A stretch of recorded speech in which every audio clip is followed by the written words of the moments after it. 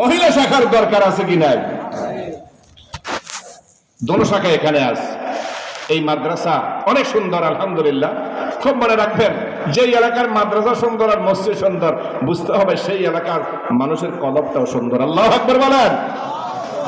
আল্লাহ অত্র এলাকার সবাইকে আপনি কবুল করেন। মানুষ এখন কম না বেশি? অনেক মানুষ, আলহামদুলিল্লাহ। আমাদের সবাইকে যদি আল্লাহ মাফ করে দেয়, জান্নাতে যখন চলে যাবো ইনশাআল্লাহ, এই স্টেজে যারা আছেন, আমরা যারা আছি, সর্বশেষ আমরা কেন মাহফিলে যাই?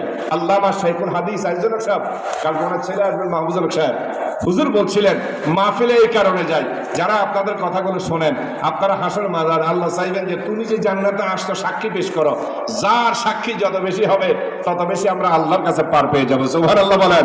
এই জন্য মাহফিলগুলোতে যাওয়া হয়। আর আপনারা আটকা পড়বেন, জিজ্ঞেস করেন আলামায়ে কেরামকে, আল্লাহর পক্ষ থেকে জিজ্ঞেস করা হবে দুনিয়ার কোন আলেমের সাথে সম্পর্ক আসেনি? যদি বলেন তখন আল্লাহ বলবেন যে আলেম যদি বলে তোমাকে চিনি, আমি তোমাকে মাফ করে দেবো। সুবহানাল্লাহ বলেন। 2 নম্বর, এখানে যেরকম আমরা স্টেজে বয়ান করি, বলেন হাসরের ময়দানে বয়ান করবো কি আপনারা না আমরা? কথাই কয় না। তাহলে আলেমরা তো খারাপ মনে করেন কেন? দুনিয়াতে যেদিন আসছেন সেদিন আলেম, যেদিন যাবে সেদিন।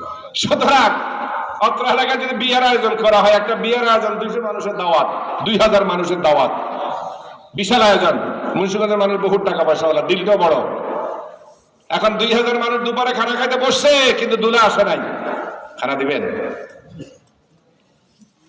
2000 মানুষের খানার ইন্তজাম, কিন্তু চালাকি করে দুলাকে আনে নাই, জামাই আসে নাই আর কি, আর সবাই খানা খাইতে বসছে। বলেন তো খানা দিবেননি কেন? দুলা নাই। জামাই নিয়ে আসো আগে, কারণ ভয় লাগে তোমার খায়া যদি চলে যাও আমাদের লস। তাহলে 2000 লোকের খাওয়ার ইন্তজাম কার কাছে? কার উসিলা?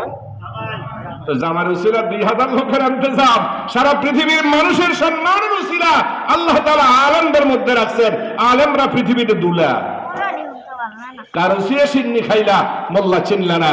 আল্লাহ আলেমের কদর করার, সম্মান করার, সম্পর্ক রাখার আপনি তৌফিক দান করেন। সবাই বলি আমিন। দীর্ঘ সময় কথা হয়ে গেছে, ওয়াজ নসিহত বড়দের থেকে শুনবেন। আল্লাহ আমাদের সবাইকে মাফ করে দেন। সর্বশেষ আমাদের আকাবের হাজী ইমদাদুল্লাহ মুহাজিরে মক্কি রহমতুল্লাহ আলাইহি মক্কা শরীফ গেছেন, কাবা শরীফকে জড়ায় ধরছেন।